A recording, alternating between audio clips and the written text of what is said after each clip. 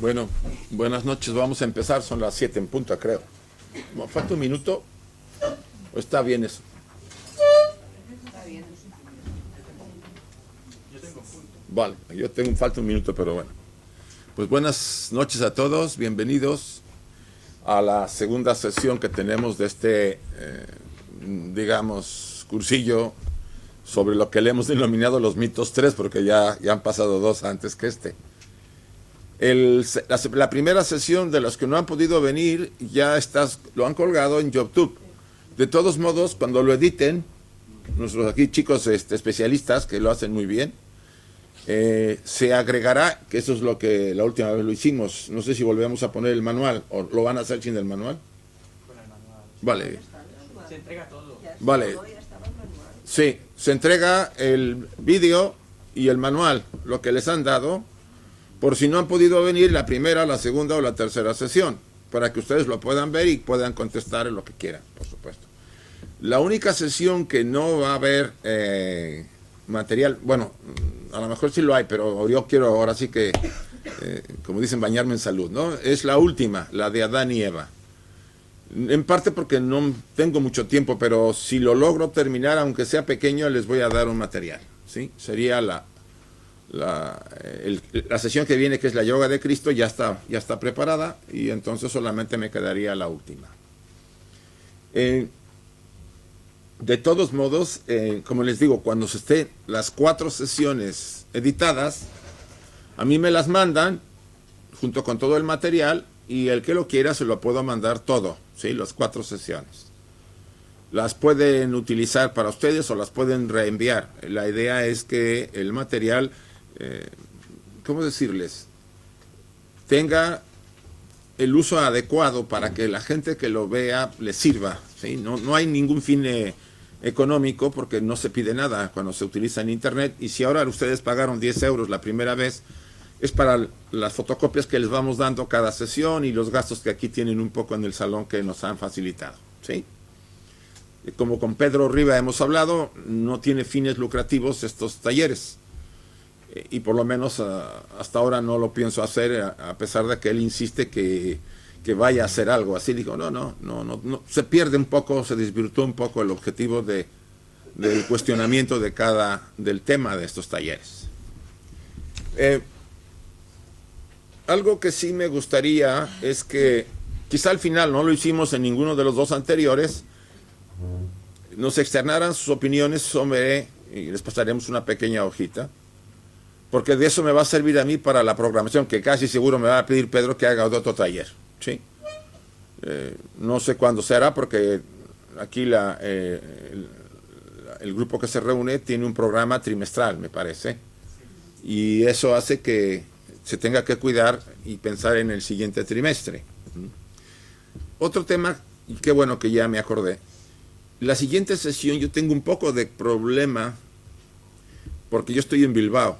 Yo tengo un taller este fin de semana de 3-4 días. Me voy el viernes y regreso el lunes. Y mi regreso el lunes no lo tengo programado a una hora adecuada. O sea, yo creo que regresaría casi llegando acá corriendo, ¿no? Me bajo del avión y llego acá. Yo le pregunté a Merced Cartañá si podíamos correr la fecha. Pero creo que ya está ocupada la 1 de marzo. ¿No hay un programa acá? Quisiera verlo de una vez para tomar la decisión, porque si ya está ocupada, yo lo que haría es dejarlo así y modifico yo mi vuelo. No me va a quedar otra.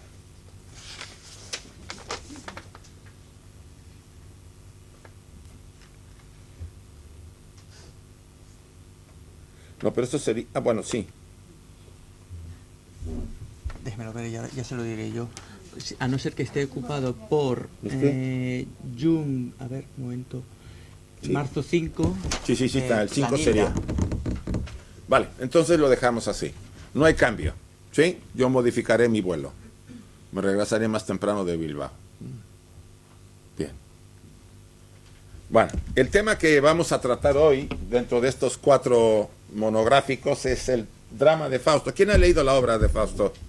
De Goethe. Hay varios Faustos, ¿eh? Está desde el primitivo, que ha sido quizá la semilla para que los demás escriban, porque el último Fausto lo escribió el autor de Hermann Hesse. Tiene una versión de, bueno, Thomas Mann hizo otra, ¿sí? O sea, han hecho algunas, vamos a decir, reelaboraciones de las obras originales. Bueno, la más famosa es la de Fausto de Goethe, ¿no?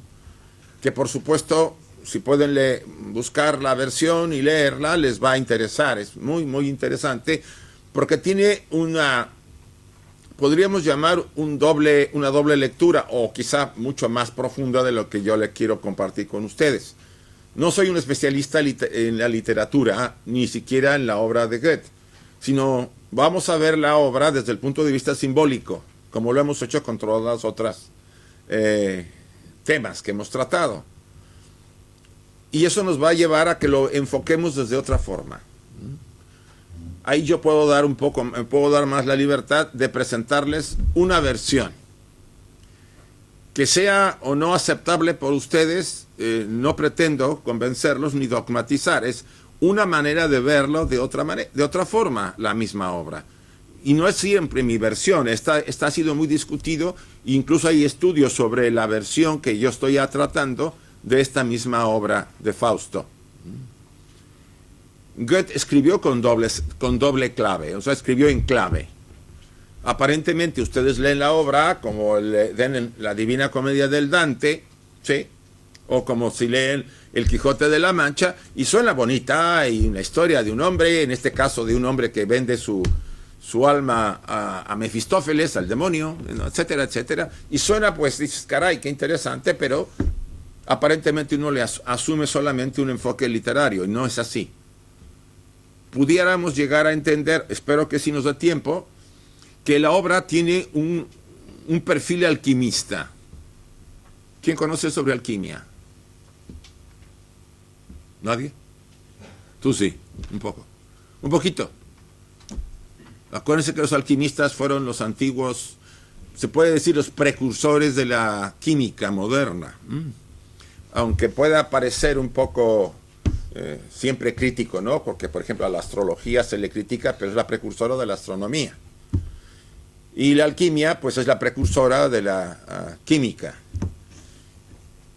Aunque los alquimistas, aunque abiertamente tenían el objeto de transformar la materia densa como el plomo en oro, y aquí en España no crean que estuvo tan lejos ese objetivo. Felipe II tenía un montón de alquimistas ahí en el Escorial metidos para que le convirtieran el plomo en oro y pagar a los ejércitos porque no tenía oro. No sabían eso. Hay literatura sobre ese tema, ¿no? Ahí llaman la parte oculta del Escorial, ¿no? La historia del Escorial, que por un lado los perseguía a través de la Inquisición, pero por otro lado los protegía porque necesitaba oro para pagar y no tenía. Creo que nomás de todos los que él subvencionó, uno le logró conseguir mantener una cantidad de plata, o sea, plomo convertido en plata por horas. Entonces, ¿qué hacían? Tomaban la plata, pagaban al ejército y decían, si se les convierte en plomo, allá ellos. Suena muy gracioso, pero pues sí, esto se pierde en la leyenda, ¿no? de este tema. En España hay varios temas sobre la alquimia. Pero bueno, vamos a entrar al tema principal. Aquí hay una foto de Goethe. En su época fue muy renombrado, uno de los grandes, no solo filósofos, sino autores. Tuvo la maestría de crear una obra mito, donde se conjugaron los aspectos literarios, psicológicos y espirituales. Y en ella se encuentra el proceso de transformación que el hombre debe emprender en su vida. Por supuesto, si ustedes lo leen con la clave simplemente literaria, no se van a enterar. ¿Y a qué se debe que no nos vamos a enterar? ¿Por qué no podemos verlo siempre de otra forma?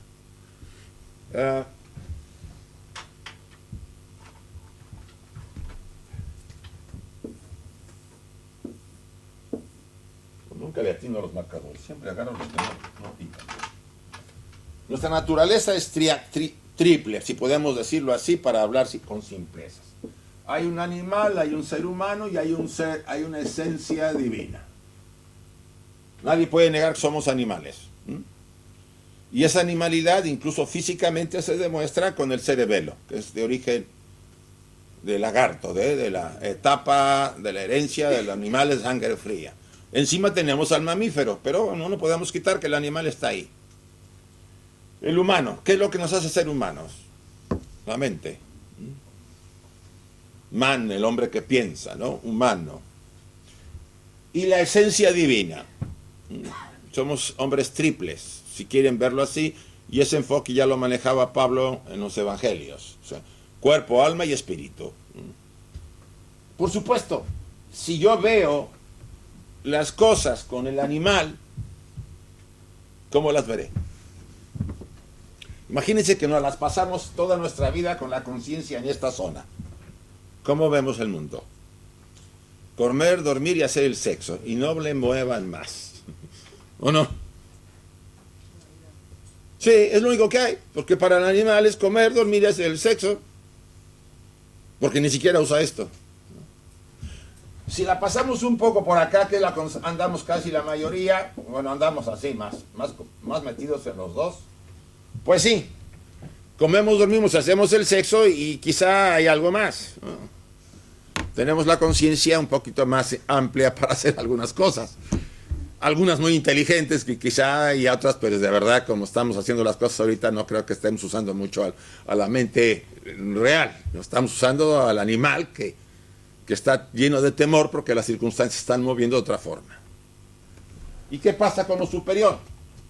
Pues si pudiéramos ver todo desde esta posición, para empezar hubiéramos cometido mucho menos errores de los que se han cometido ahorita, estaríamos en otras condiciones y estaríamos más cercanos los seres humanos unos de los otros. Esa es la misma manera en que ustedes pueden ver esta obra, desde el animal, desde el ser humano o desde la esencia. Y la van a ver de diferente forma. Vamos a intentar verla de alguna manera desde el humano, con un poco desde lo superior, desde la esencia, en lo que nos alcance la capacidad. Como los grandes escritores genios nos hace llegar la simbología oculta de su mensaje, la alquimia espiritual que el alma humana nos propone para redimirnos. Alquimia está muy relacionada con transformación, con transmutación. Ustedes se han fijado, los gusanos, el gusano en su proceso pasa de gusano se mete en su crisálida y de la crisálida sale volando, ¿no?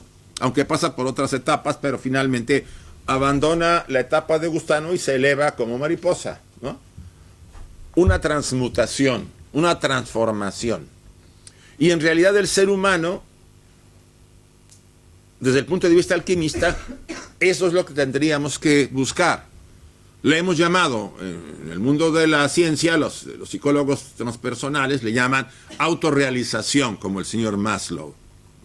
Nos autorrealizamos, nos transformamos, dejamos el animal, o más bien, adecuamos el animal a que sea un instrumento y nos convertimos en lo que somos realmente, porque en realidad esto es finito y lo único que va a subsistir es esta parte de nuestra esencia. El mito de Fausto satisfizo profundas necesidades psicológicas y espirituales de la Europa en transición, de la Edad Media, el Renacimiento y de la Reforma.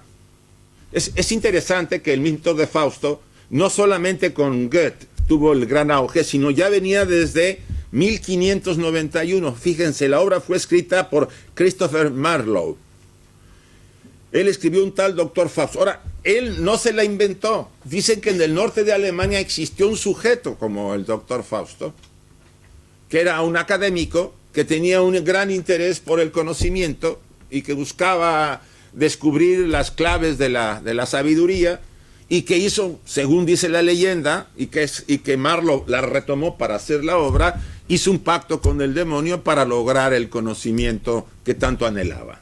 Eso dio pauta a la primera obra, que existe y está en inglés. Yo no la he visto traducida en castellano. A mí me la regalaron una vez en inglés y es un folleto pequeño. Después vino la de 1832 de Goethe, que es la que conocemos, y la de Thomas Mann en el 47 del Dr. Faustus. Hay tres versiones. Probablemente la de Thomas Mann está más descafeinada porque no tiene la profundidad que le dio Goethe.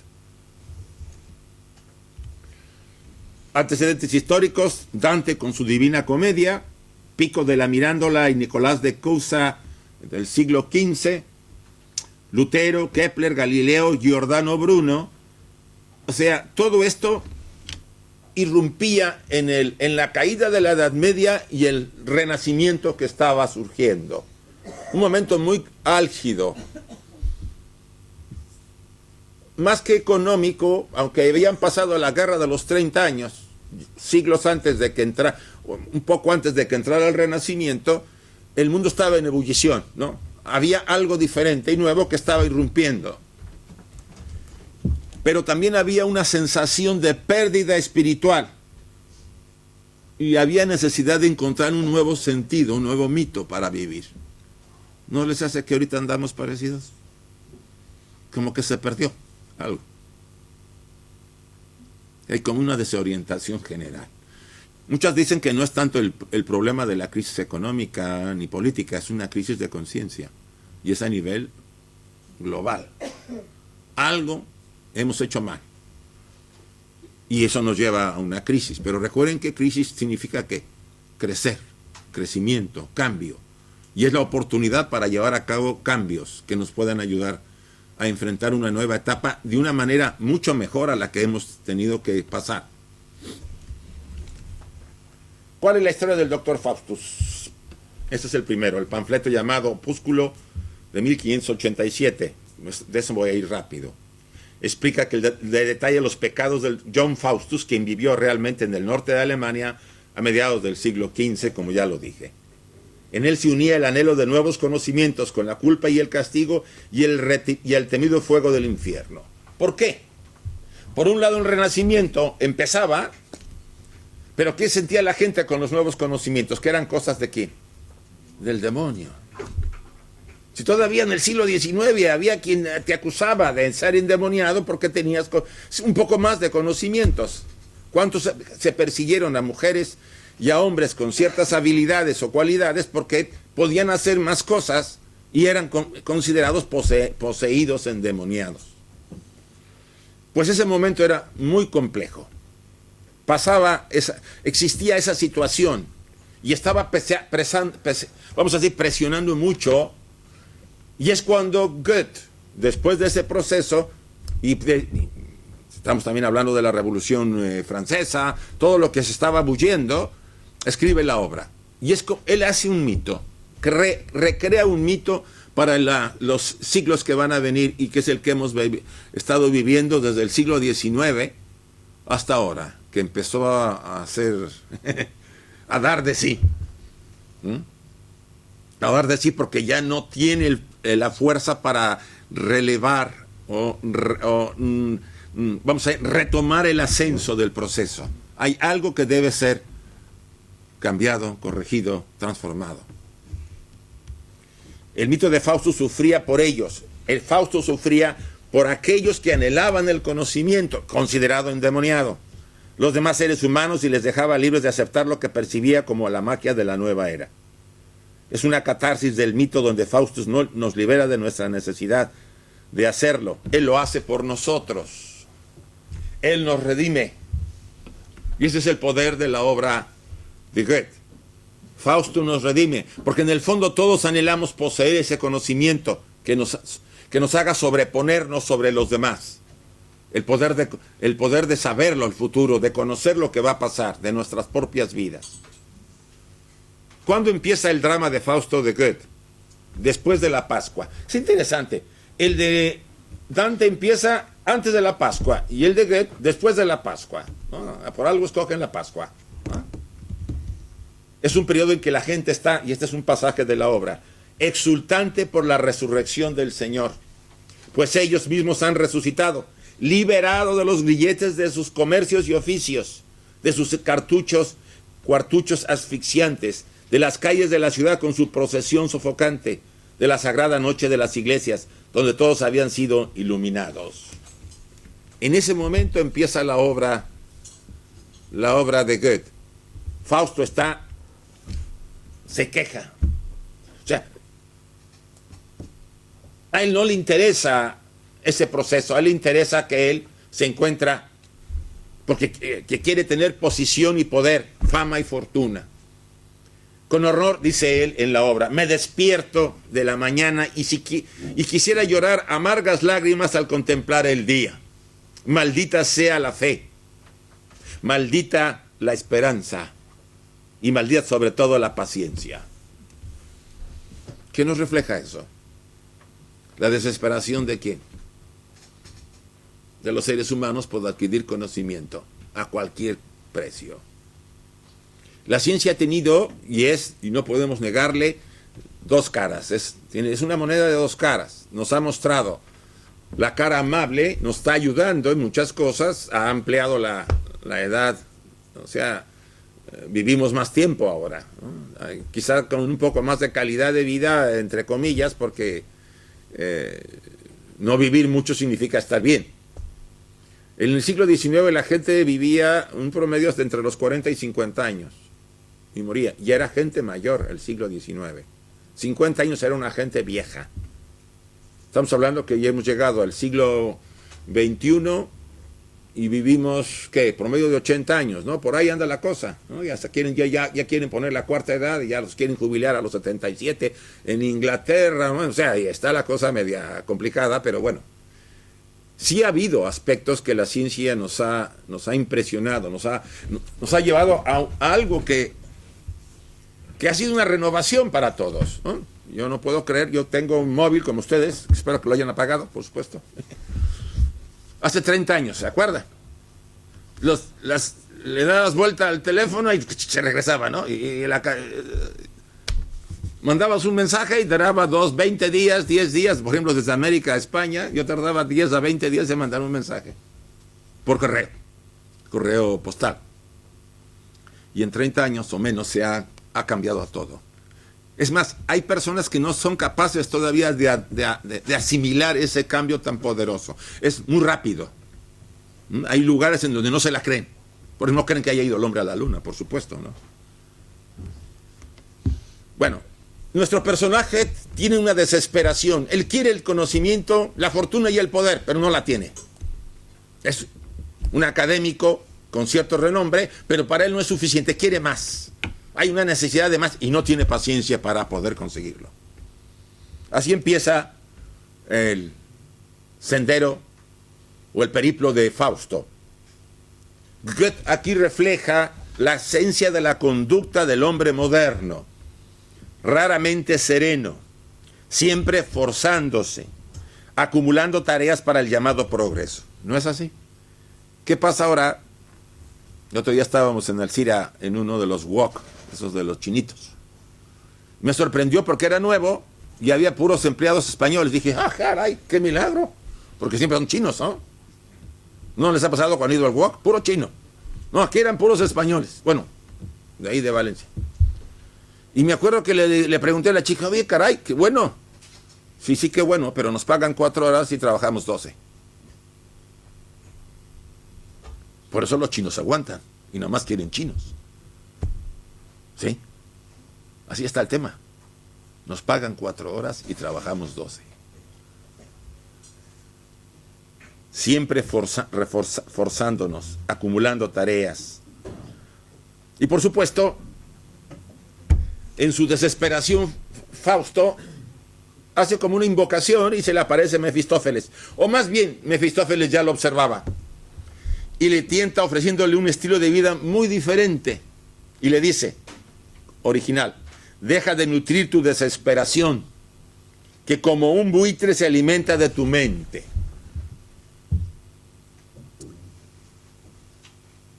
No sé si a esos profesionales que tenemos nosotros en nuestras empresas o en las empresas, tanto públicas como privadas, que salen más las privadas que las públicas, no sé si Mefistófeles se les presentara y les hiciera una proposición, ¿no creen que hicieran también un pacto? Ya lo han hecho. Pues sí. Si no lo han hecho abiertamente, con la aparición, escondidamente lo han hecho.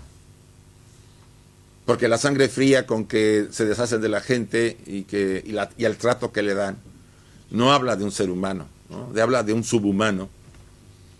Hay algo ahí que no va, algo que está distorsionándolo todo.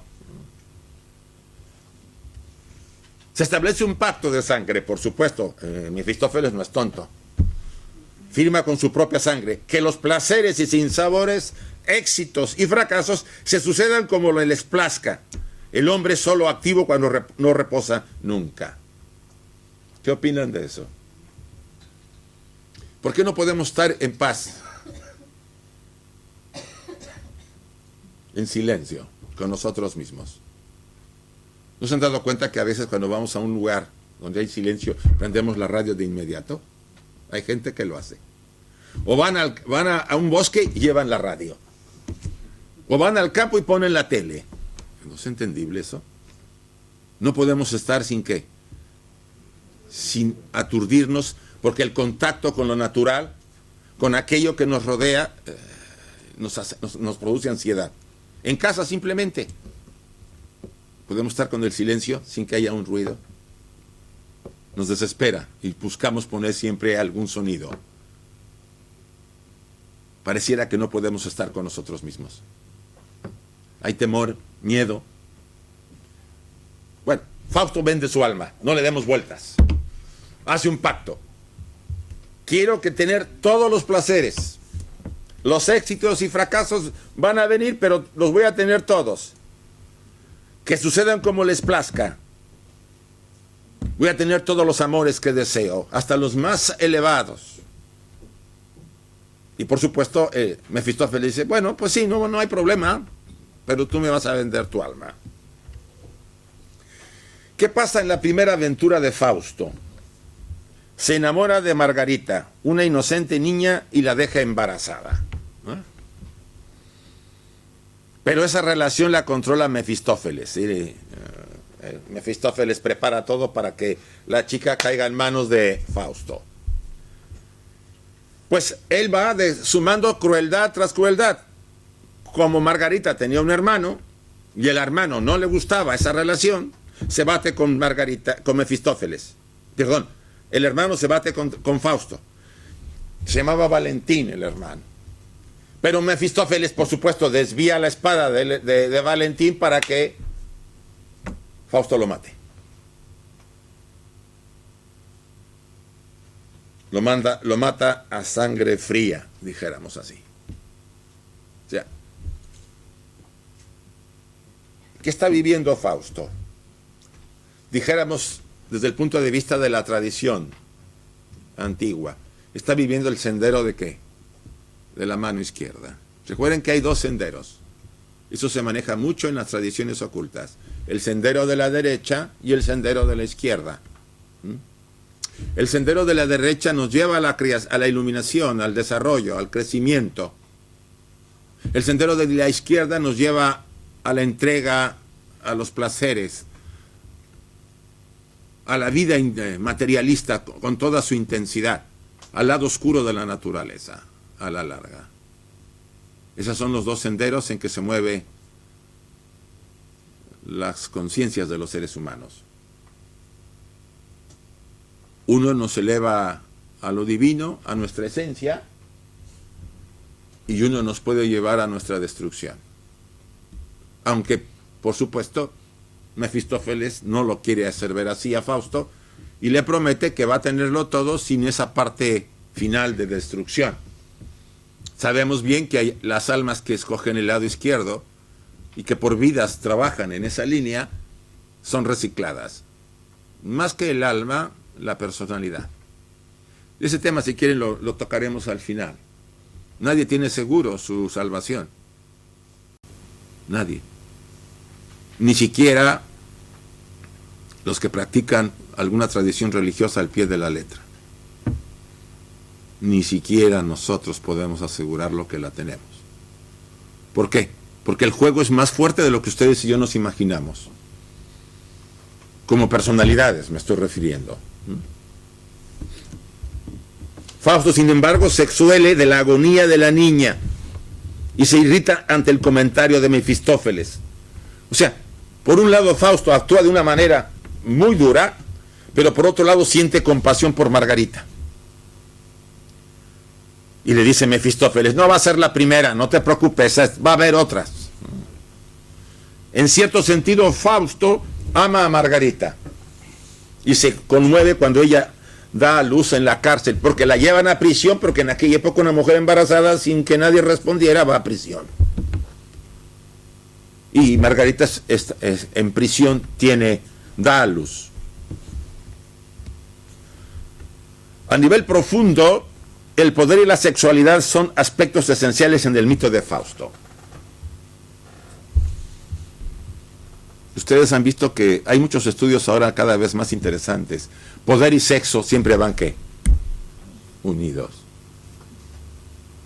Y ejemplos me los pueden dar si quieren. Fácil de darlo. Los que tienen poder verán que siempre está la debilidad por esa parte.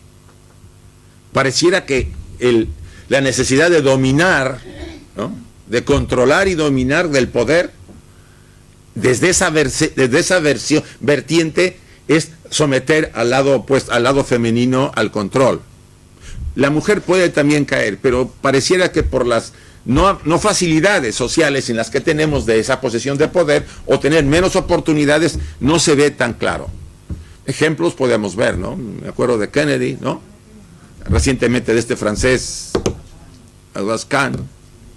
Y así pueden sacar la lista que quieran. Poder y sexo están ligadas. Fausto desea liberar a Margarita de la cárcel. Se conmueve, a pesar de todo lo que él quería y de lo que se había comprometido con Mefistófeles, dice, no, yo quiero liberarla. Si puedes, si así lo quieres, le dice Fausto, mira, la puerta está abierta. Pero Margarita le dice, no, para mí no hay esperanza para escapar. Y le dice, aún te espera Mefistófeles, porque ella ya lo había visto. ¿Qué está pasando ahí? El sendero de la izquierda nos lleva al disfrute. En la primera fase, dijeran ustedes, es inocente disfrutar de la vida, pasarla bien, tener todos los placeres, que la mayor parte del aspecto personal, sobre todo la parte inferior, asume que lo merece. Pero poco a poco eso nos lleva ¿a qué? A la obsesión, al deseo de controlarlo, de mantenerlo, de no perderlo, que es lo que quería Fausto. No perder esa posibilidad. Y porque no quería perder eso, y el conocimiento para poder controlar y tener el poder, por eso vende su alma. Él quería tener el poder y, por supuesto, la relación del sexo se presenta, porque después de Margarita, él querrá tener relaciones, adivinen con quién. Piensen en la guerra de Troya. ¿Por qué se pelearon en la guerra de Troya? Por Helena. Pues él quería tener relaciones con Helena de Troya. Y le dice a Mefistófeles, quiero tener relaciones con ella. Quiero que me la consigas. Ya que te he vendido el alma, consíguemela. No era suficiente, Margarita. Se había perdido Fausto. Es interesante. Poder y sexo. Y no es nada raro que en los trabajos de las empresas los jefes a veces quieran abusar de quienes. Hay hasta un calificativo, ¿no? Cuando se les denomina, ¿qué? ¿Cómo le llaman? Acoso sexual. Más raro en el hombre, o sea, de la mujer al hombre. Es más frecuente del hombre a la mujer. Por la posición, casi siempre por la posición que tiene. Si entendiéramos tras de ese aparente abuso,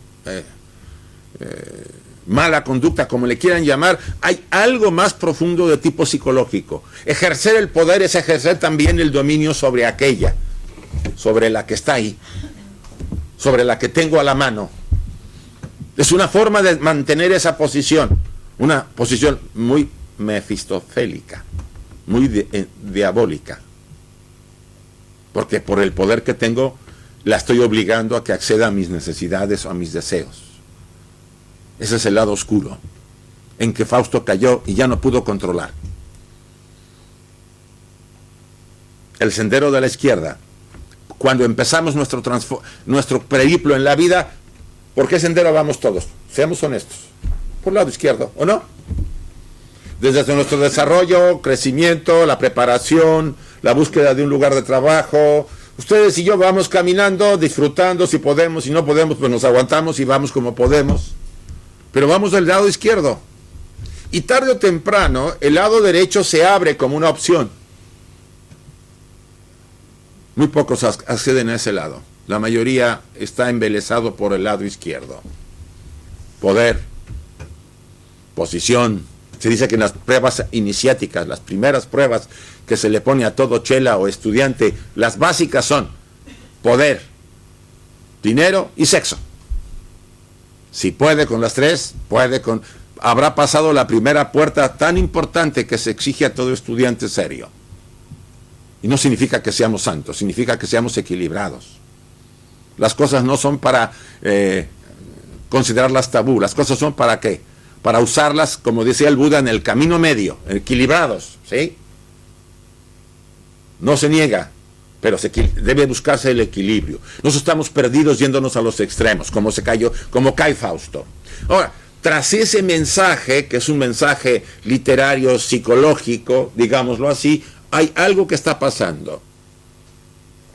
En alquimia se habla que en la primera fase, no sé si tengo acá las imágenes,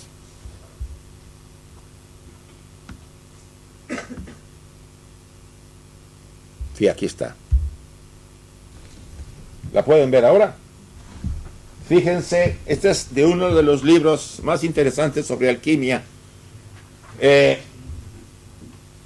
es la primera parte, se llama la primera parte del opus. Déjenme ampliarla para que ustedes la vean con más.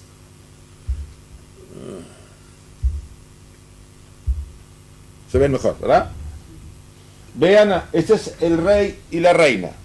Los símbolos del rey y de la reina. El sol y la ¿qué? La luna. Lo masculino y lo femenino. Este proceso que se ve externamente va a ocurrir ¿dónde? Dentro de nosotros. Fíjense qué manos están tomando los dos. La mano ¿qué? Izquierda.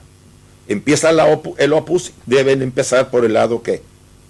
Izquierdo, el sendero de la izquierda, el del disfrute, el del placer, el de el del sexo, ¿sí? Etcétera, etcétera.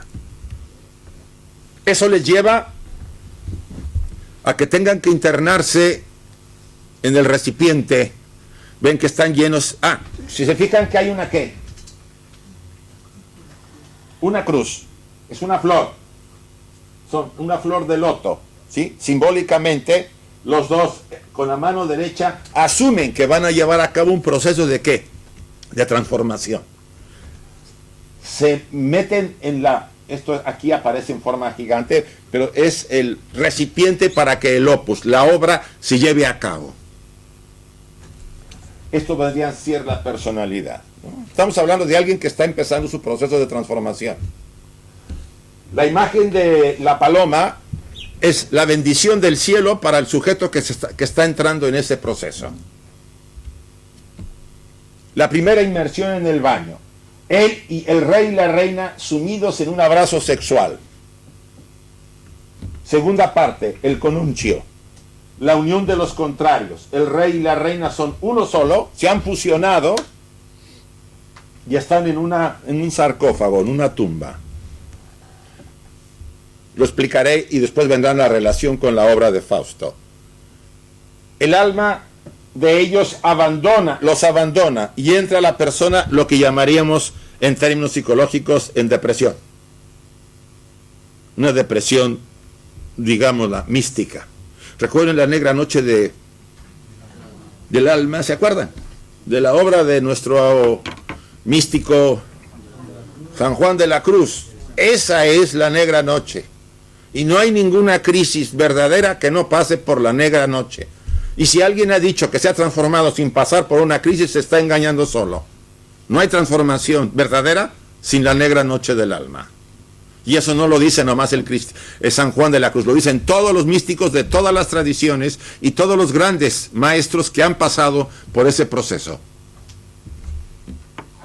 Después de un tiempo, el alma retorna y por supuesto llueve sobre el cuerpo, que significa la purificación, el blanquedo.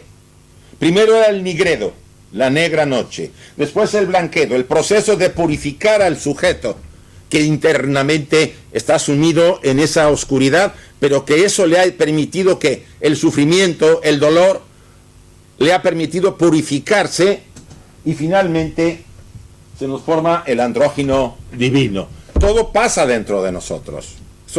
Son imágenes del inconsciente que fueron utilizadas por los alquimistas de la Edad Media. Bien, vamos a regresar al momento que habíamos quedado para retomarlo. A ver, creo que es aquí. No. Es acá. Ahí está. Bien. Aquí todavía está Fausto entregado al lado izquierdo, a la pasión, ¿no? Al disfrute. Margarita, en su enajenación mental, es muy interesante esto, contempla la jornada como el día de su boda y de su ejecución. Dice ella, este día es mi final, dice. Mefistófeles sentencia, estás condenada. Pero Fausto exclama, quedará intacta, redimida. Margarita se siente, aquí está Mefistófeles y Fausto en la lucha y lo superior. Margarita se siente perdida, pero lo ve como una boda. Normalmente la simbología de la alquimia siempre empieza en las famosas bodas alquímicas, y han leído por ahí una obra de Christian Rosenkranz. Hay personas que tienen sueños con bodas. ¿Quién ha tenido? A ver si tienen por acá alguno. Que se está casando. O que es una boda que lo invitan, pero que al final es su boda. A ver, ¿quién? ¿Nadie más? Usted sí.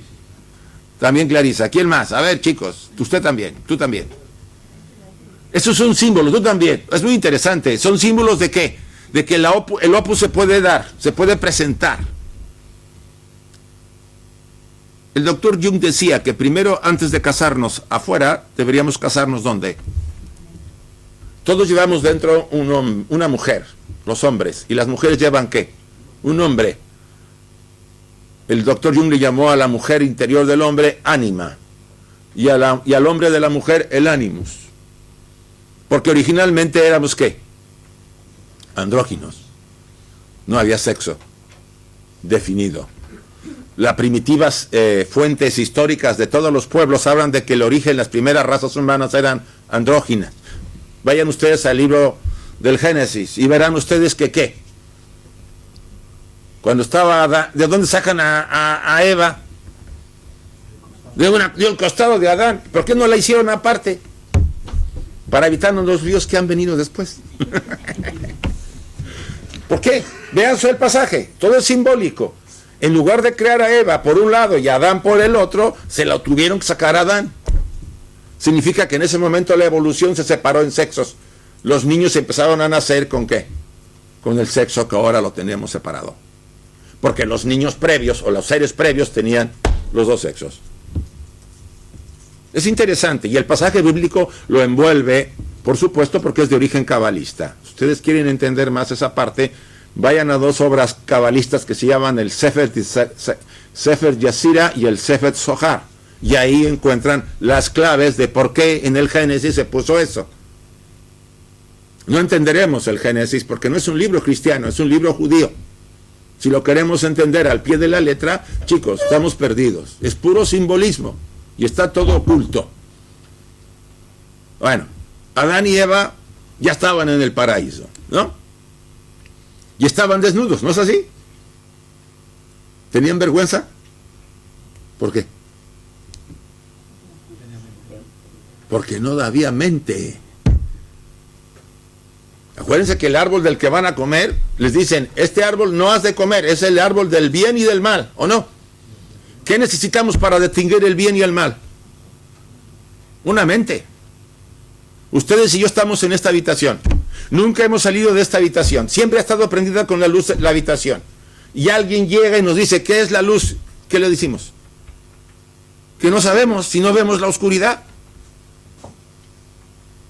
La mente diferencia en la polaridad. Por eso ustedes me pueden ver separado y yo a ustedes.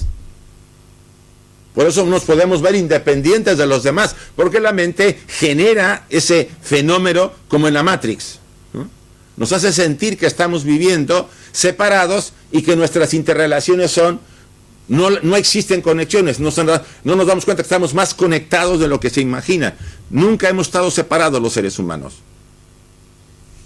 Entonces, al comer del árbol, Eva simbólicamente come del árbol y dice, a mí el pecado original no me lo dejan sola. Y le dice a Adán, comete también tú.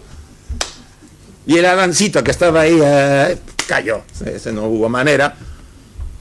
Porque... Fíjate lo que acabas de decir, que ya estaba así antes de comerse la manzana. ¿Qué quiero decir con esto? Que el tema de nuestra evolución está muy supeditada al tema de la conciencia. Es la conciencia la que utiliza a seres humanos cada vez más desarrollados para manifestarse. En ese momento, simbólicamente, entonces se ven los dos y ¿qué sienten? Que están ¿qué? Desnudos. Antes no. Porque si yo no tengo autoconciencia, yo no me puedo ver desnudo. Ni a ella la puedo ver desnuda porque no, para mí ella no existe como un ser separado y no puedo hacer ¿qué? Reflexiones si está desnuda, no está desnuda, etcétera, etcétera. Es por el arbolito famoso, simbólicamente, que es un símbolo también, porque la serpiente que está ahí, después la acusan, ¿no? Le dice Jehová, y te vas a tener que arrastrar. Pues entonces una serpiente no se arrastra. ¿Entonces qué era? ¿Una serpiente o una hueste de seres que se llamaban nagas? Como dicen en la India, los seres serpiente, los seres sabios. Si ustedes se van al capítulo 4 del Génesis, dicen, y los hijos de los dioses, viendo a las mujeres de la tierra, dijeron, caray, nada mal. Y fueron por ellas y tuvieron con ellos hijos. Y los hijos que nacieron fueron, ¿qué? Gigantes y maestros de la humanidad. Entonces ustedes tomen el capítulo 4 y engánchelo con el capítulo 1 y verán la respuesta, porque así está, es como un rompecabezas esos pasajes. Te ponen una cosa acá y otra acá, pero esto está relacionado con esto y tienes que conectarlo. Entonces, en otras palabras, la mente nos libera. A partir de ahí nos sacan del paraíso, ¿no? Los expulsan. Ya no podemos estar ahí, porque empieza la ley kármica a funcionar. Lo que siembras, ¿qué? Vas a recoger. Antes no había, porque cuando no hay conciencia, autoconciencia, yo no puedo cometer pecados. Solamente con autoconciencia cometo pecados. Y Fausto quería tener superconciencia. Y a medida que la tenía, sin medida, llevaba a cabo ¿qué? Todos esos desvaríos. Fíjense, poder omnisciente por el conocimiento, pero eso nos lleva a ¿qué? Al abuso.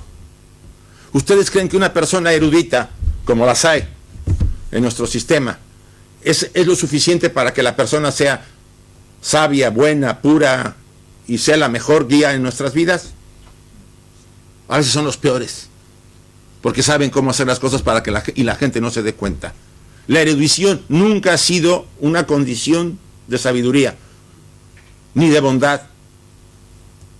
Más bien ha sido un abuso para controlar a los que menos sabemos. Siempre se ha sido así.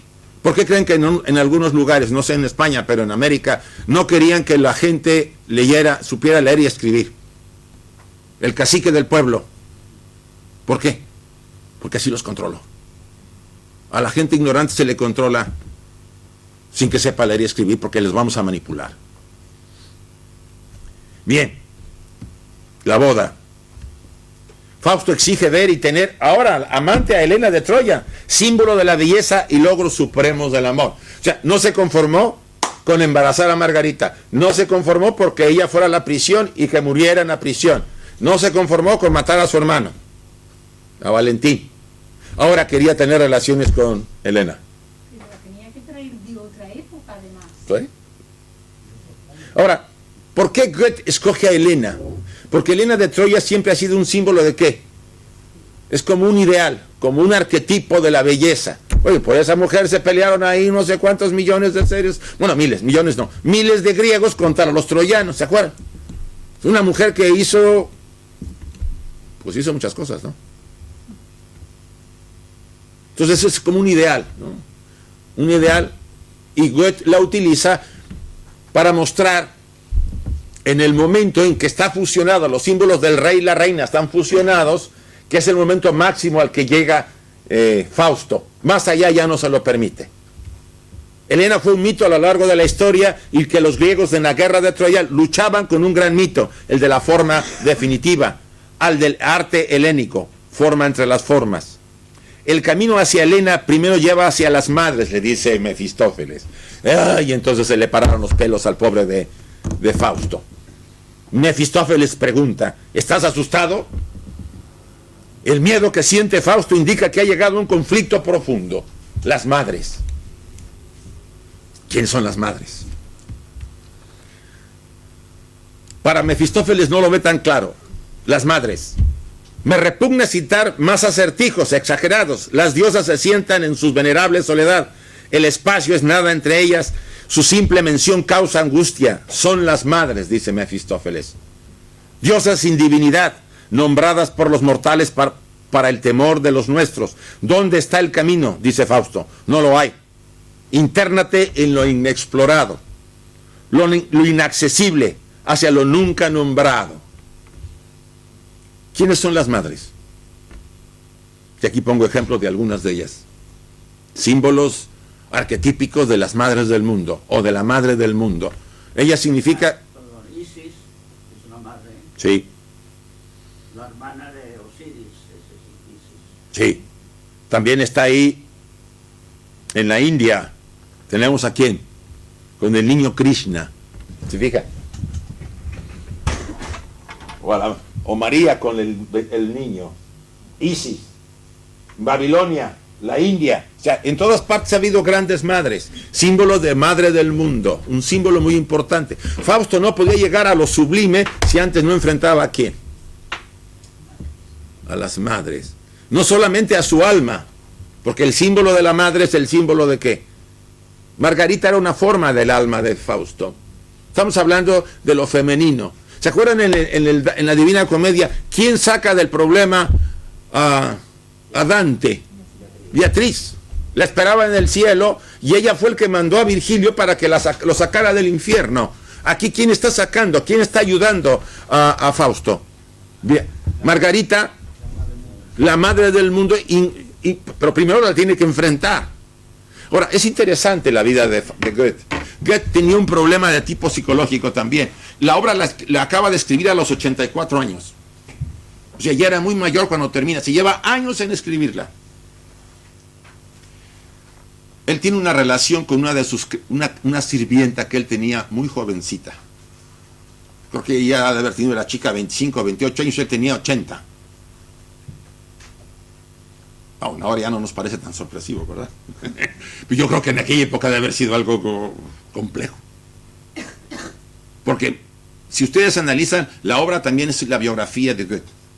Él tenía un problema con la madre, con su madre, y la reflejaba en la obra, ¿sí? Pero además utilizaba ese mito, porque casi todos tenemos ¿qué? ¿Quién nos lleva en el vientre primero? Nuestras madres. Muy difícil de quitarnos esa relación. La mayor parte de los seres humanos las llevamos toda la vida. Además las introyectamos, las tomamos y las metemos dentro de nosotros, a nuestros padres, ¿sí? Y aunque ellos mueran, los seguimos cargando. Y si no hemos resuelto con ellos en su momento la problemática que pudiera haber habido, nunca estaremos en paz. Siempre recomiendo que nos pongamos en paz con nuestros padres. Si están vivos, mejor. Y si están muertos, pues se puede trabajar, a pesar de que estén muertos. Porque nuestras partes interiores nunca estarán en paz. Nunca vamos a disfrutar bien de las cosas. Siempre faltará algo, siempre nos sentiremos solos. Algo no estará completo. Nunca encontraré la mujer, encontrará al hombre real que necesita, ni el hombre a la mujer. Buscaremos siempre quienes están heridos como nosotros. y siempre habrá sufrimiento. Por eso es el reto de Fausto, las madres. Primero, no puedes ver a lo ideal si no antes no resuelves algo.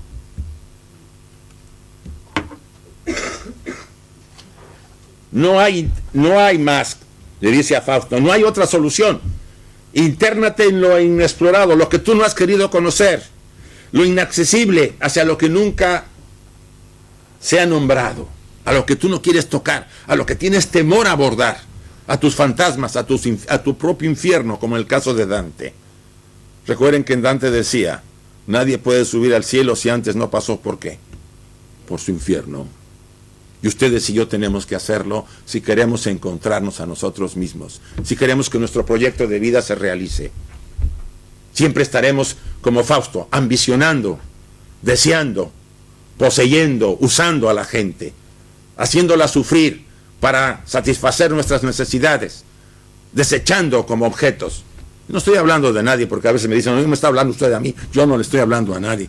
Si le queda, pues qué bueno que les quede, y a lo mejor podemos hacer algo, porque la idea de estos pequeños monográficos es que reflexionemos.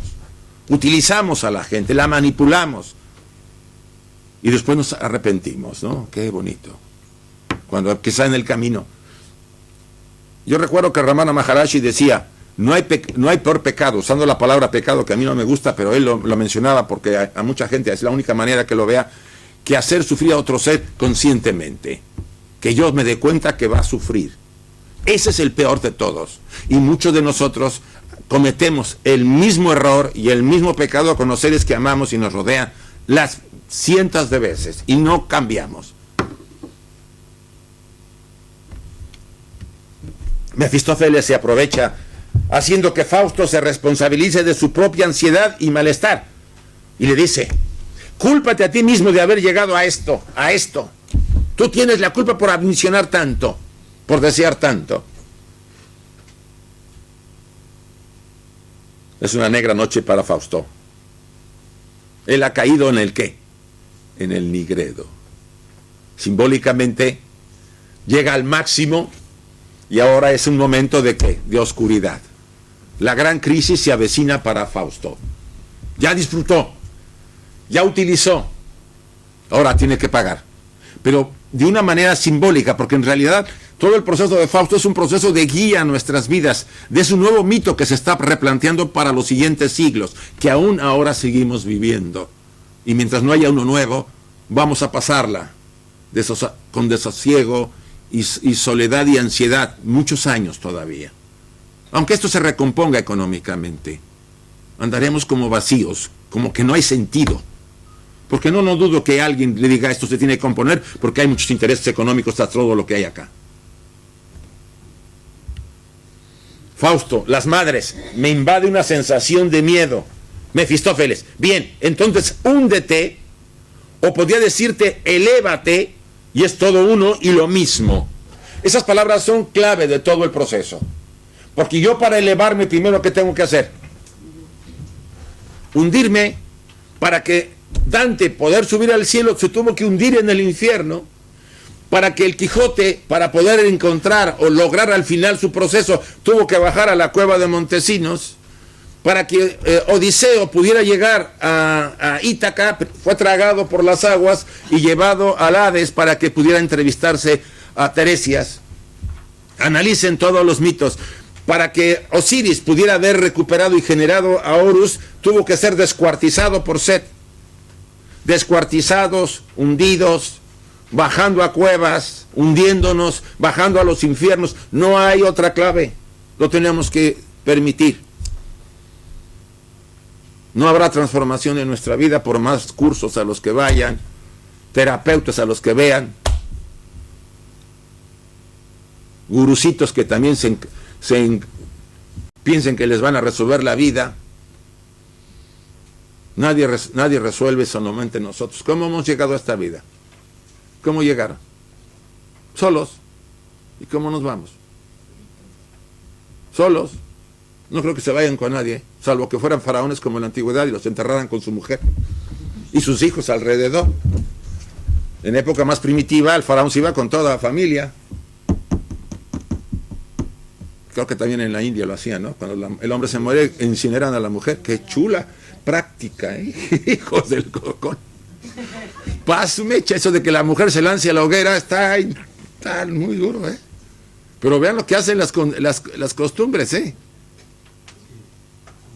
Bueno, quizá porque dicen que a las viudas las trataban muy mal, ¿no? Después.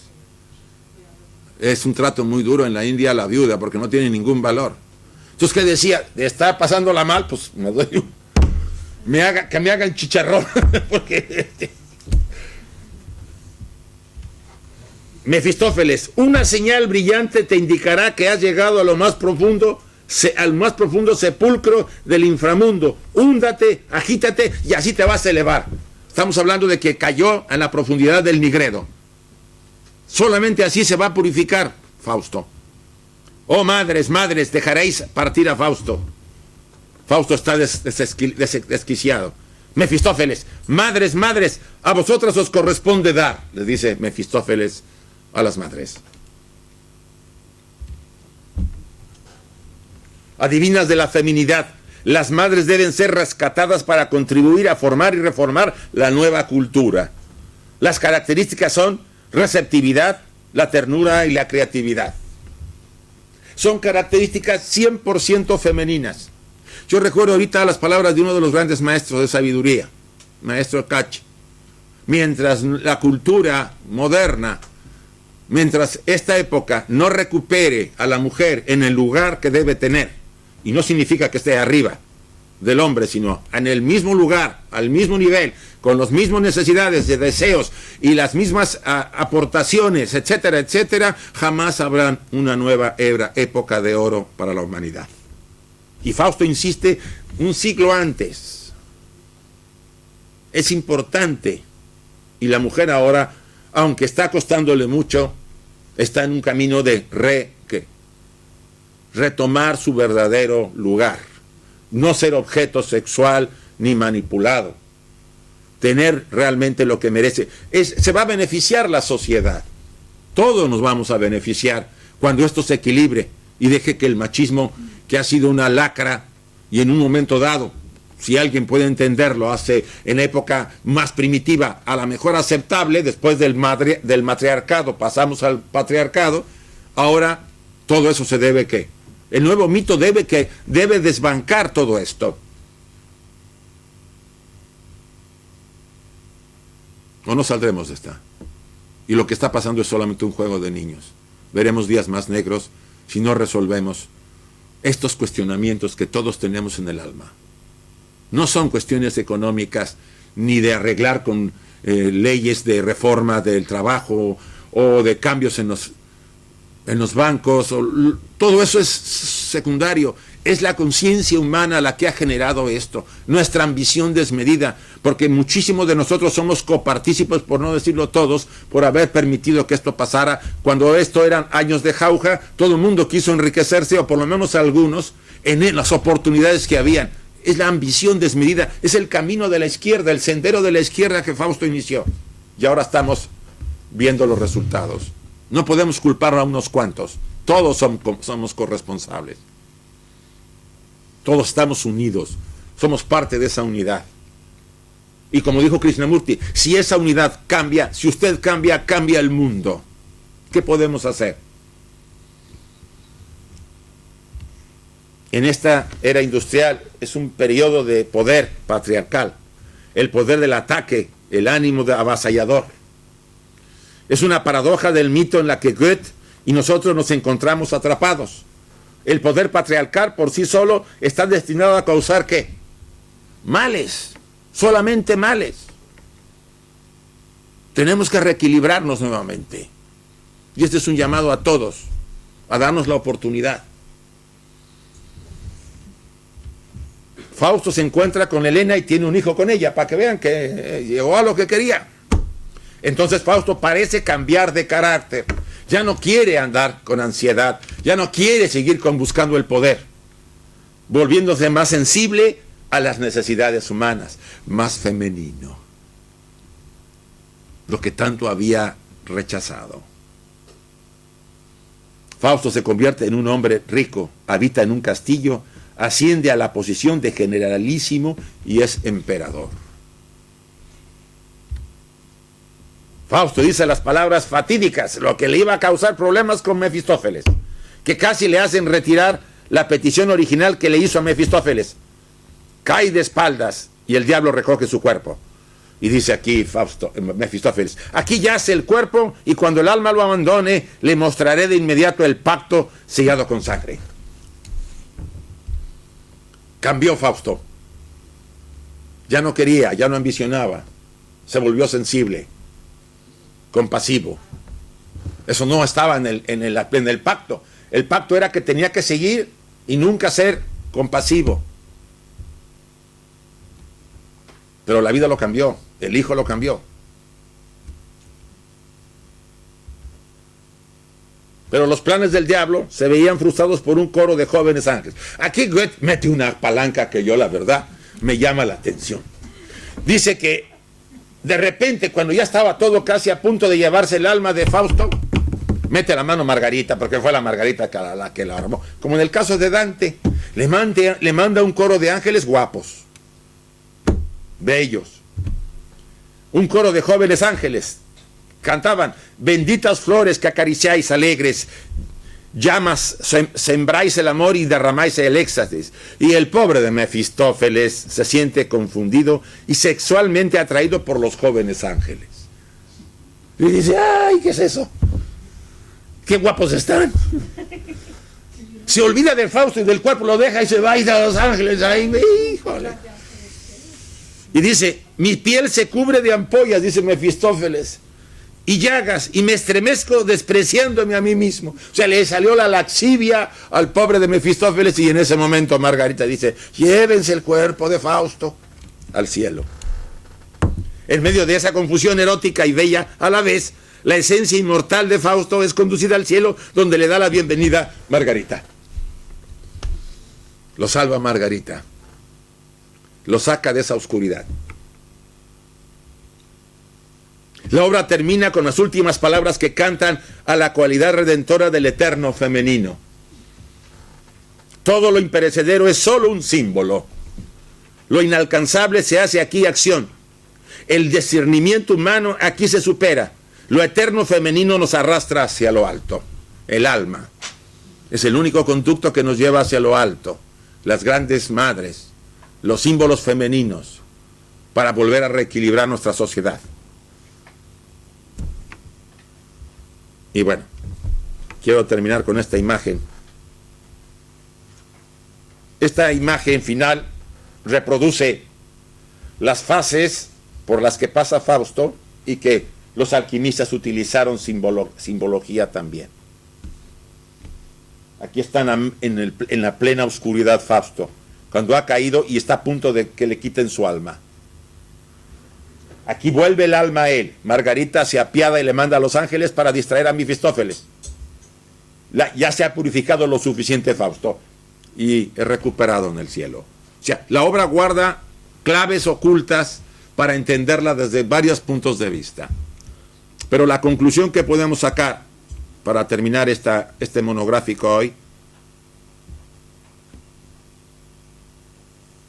Mefistófeles tenía algo de humano. todos llevamos a un Mefistófeles adentro. Podemos llamarle la sombra que nos tienta. Todos tienen un Mefistófeles. No estamos hablando de un Fausto excepcional. Fausto es cualquiera de nosotros, al nivel que tenemos. Mefistófeles es la sombra, la famosa sombra llamada, que es el mal dentro de nosotros. Porque el mal no solamente está afuera, también está dentro. Nos tienta. A veces nos lleva, nos identificamos con él. O con ella, porque la mujer lo tiene desde el punto de vista femenino. Somos arrastrados por ese aspecto. Asumimos que es lo que hay que hacer, porque la mayoría lo hace. Olvidamos nuestra voz interior. No somos coherentes ni íntegros. Traicionamos lo que profesamos. Todo eso nos lleva al lado izquierdo. Todo por conseguir el poder y la posición. El dinero, el sexo. Hacer del placer lo único en nuestra vida. Yo sé que muchos de nosotros hemos pasado o estamos ahora en otra posición. Pero eso no quiere decir que no seamos tentados El aspecto Mefistófeles siempre esperará la oportunidad. Ahora buscas el crecimiento, pues ahora te tentaré a través de eso. Puedes también tener poder, influir en otros que están cerca de ti. Nunca nos va a abandonar hasta que al final logremos la integración, ese momento de unión interior. Entonces ya no habrá tentación, ya no habrá retroceso. Mientras tanto, tenemos que estar atentos siempre a nuestra naturaleza, a conocernos, como decía el templo de Delfos. Hombre, conócete a ti mismo. Date cuenta que hay dentro de ti. No vivas solamente en la superficie. Penetrar en nuestra naturaleza es esencial para crecer y para darnos cuenta que somos, ¿qué? Esencias divinas encarceladas en cárceles de carne. Y que si la cárcel en este momento nos es un suplicio, la podemos convertir en un instrumento, porque cuando un ser se transforma, se convierte en una bendición en la tierra. Y ejemplos los hay, aunque sean diferentes niveles. Una Madre Teresa, un Gandhi, no sé cómo se llama el de África, un Mandela. Tendrán sus fallos, nadie lo niega, pero son seres que están sobre nosotros, que fueron capaces de equilibrar y de pasar por esa tórrida oscuridad y salieron de ella. 30 años en una prisión y todavía salir y liberar al pueblo, está duro, ¿eh? ¿O no? ¿No lo quiso Mandela? ¿O lo quiso la Madre Teresa? Recoger a todos los que ya nadie quería, limpiarlos de su suciedad, bañarlos y cuidarlos. ¿Quién de nosotros se tira eso?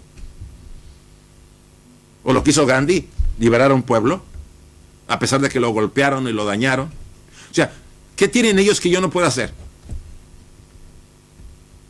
Todos tenemos ese potencial, no desarrollado, porque vivimos en nuestros cubículos personales, alejados de todo esfuerzo y sacrificio que no sea para nuestros intereses, nuestros egoísmos y ambiciones.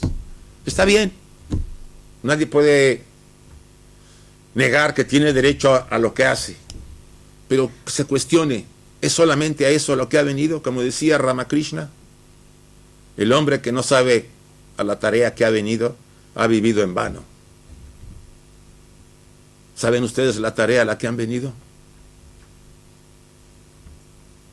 Yo buscaría saber qué tarea tengo que hacer, porque si no, eso de vivir en vano no me gusta nada. Es un vivir sin sentido, sin razón. Y creo que ahorita necesitamos que muchos de nosotros retomemos el camino y ayudemos a nuestros hermanos que están sufriendo.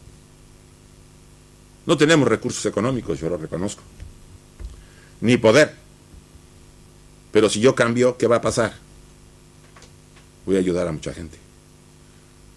Si usted cambia, cambia el mundo. Con el ejemplo, con una actitud en nuestro círculo pequeño de amor y comprensión, con inteligencia. Podemos hacer mucho.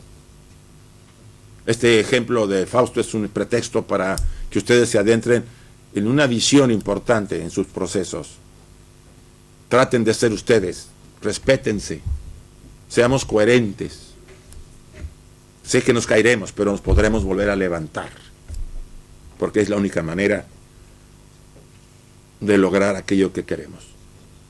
Y lograr aquello que queremos no es asunto de la personalidad, es de la esencia. Atisbar un poco nuestra naturaleza verdadera. Ustedes no saben lo que es eso. Quizá algunos ya lo saben. Si lo sabe, sabe que esto se convierte la tierra en el cielo. Y nunca estará solo, ni va a padecer. Ojalá, ojalá, hagamos el intento todos. Muchas gracias.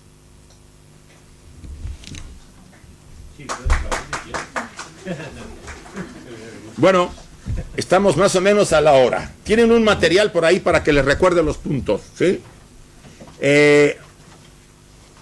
Hay algunas preguntas que he insertado. Más o menos, ya tenemos algunos minutos todavía más. Hay 15 minutos. Si quieren preguntar, con gusto, por favor.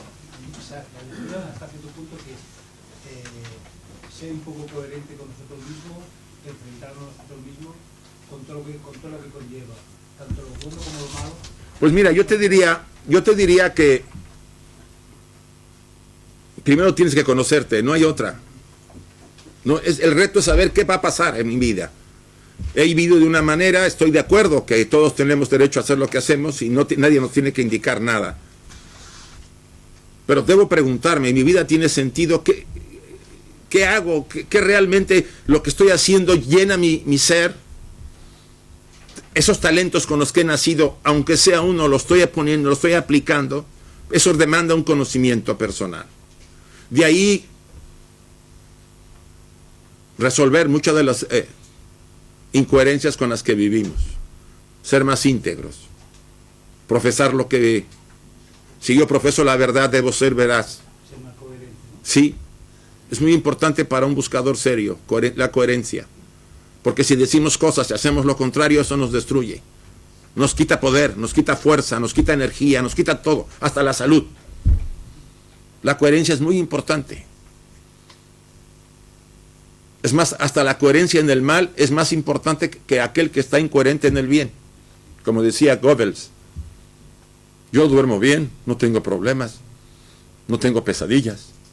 Cuando le preguntaron a un periodista, ¿por qué? Porque yo hago lo que pienso y lo que siento. Era coherente para el mal, pero era coherente. Y nosotros no podemos ser ni para el bien ni para el mal, porque siempre nos estamos moviendo de un polo a otro, según convenga la situación, ¿o no?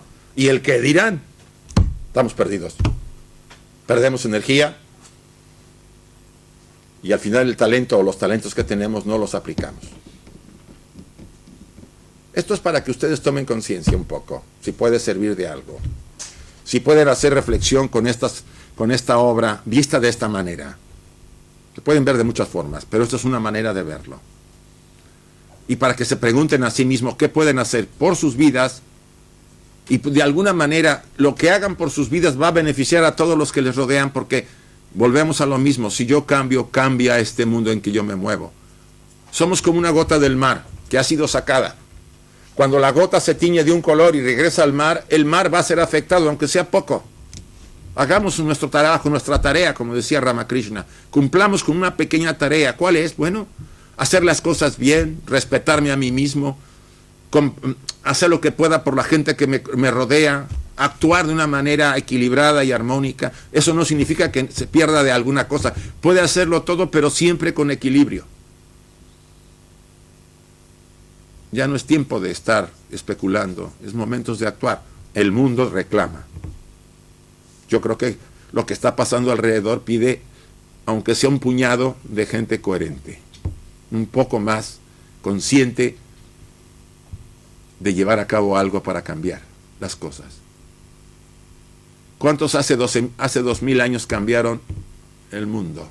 Eran 12 sujetos que seguían a ¿quién? A uno. Solamente eran 12. Al Buda lo seguían 12 arhats y cambiaron el mundo en Asia. A Jesús eran 12 y cambiaron el mundo en Occidente. ¿Por qué nosotros no podemos hacer algo? No necesitamos buscar un guía porque llevamos dentro de nosotros ¿a qué? Esa esencia. Tenemos que despertarla, contactar con ella. Y esa parte nos va a guiar. Es nuestro maestro interior, el Cristo interior, el Buda interior, llámenle como quieran.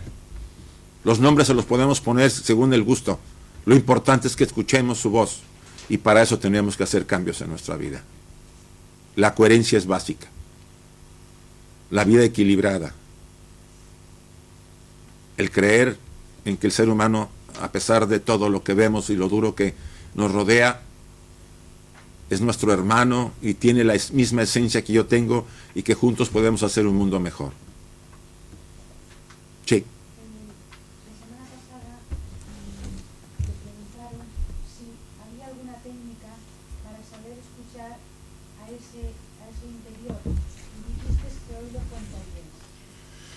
Bueno, hay varias sugerencias, hay varios autores que sugieren cosas,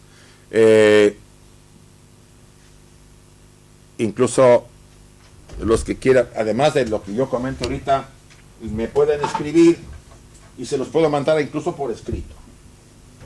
Me escriben a la siguiente dirección,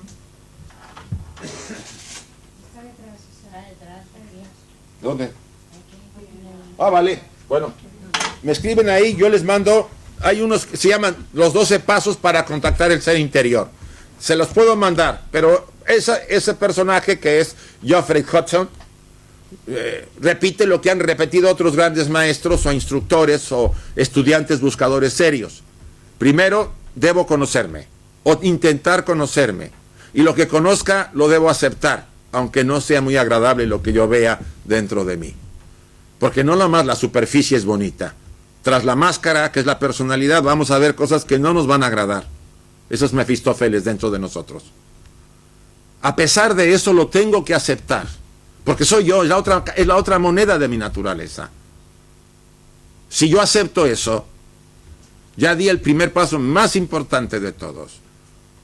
Y si ese paso me lleva a transformar mi vida, a equilibrarme más, haciendo las correcciones en esos principios que yo profeso y que solamente, y que los traiciono. Yo recuerdo ahorita otra vez el mensaje de la película de Excalibur, cuando Merlín está en la fiesta de Arturo, se acaba de casar, y le pregunta Arturo a Merlín, ¿cuál es el valor más grande del mundo? Y él dice la verdad.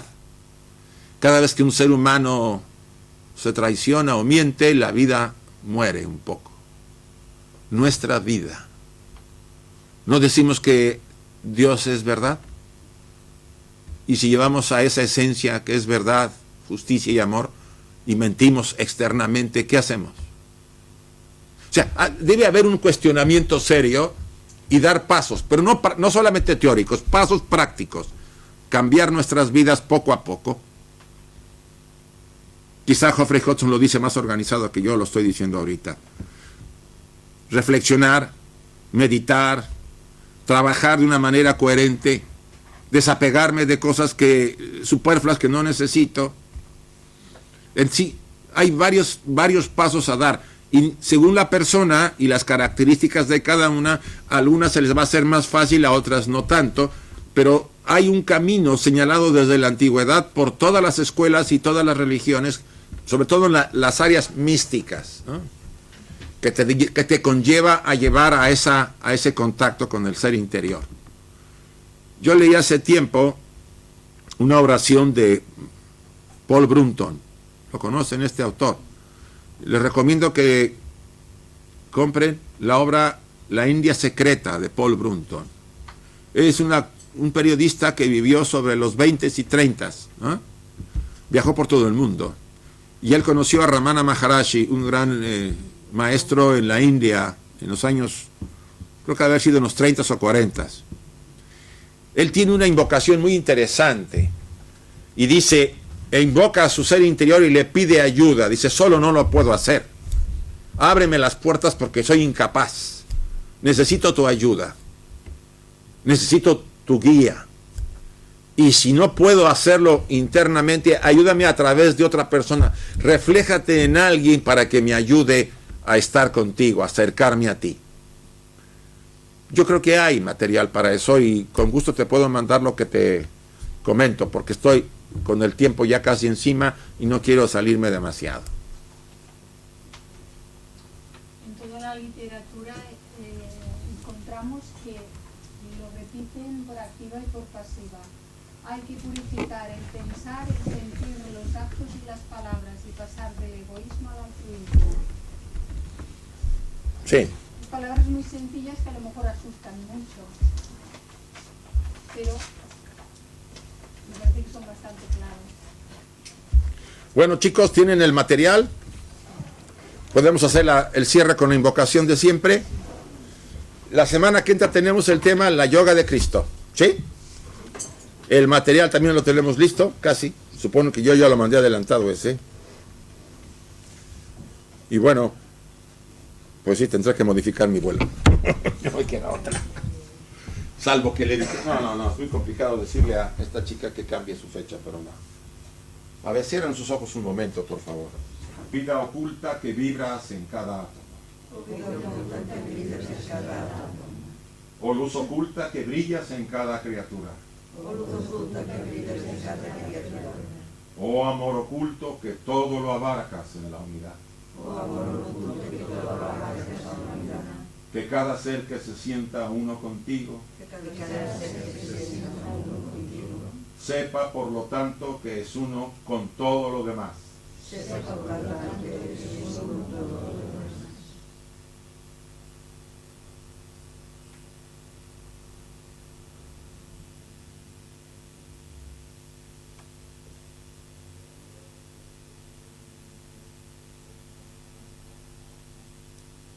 Así sea, y gracias a todos. Que tengan buen fin de semana, buena semana, que la tengan.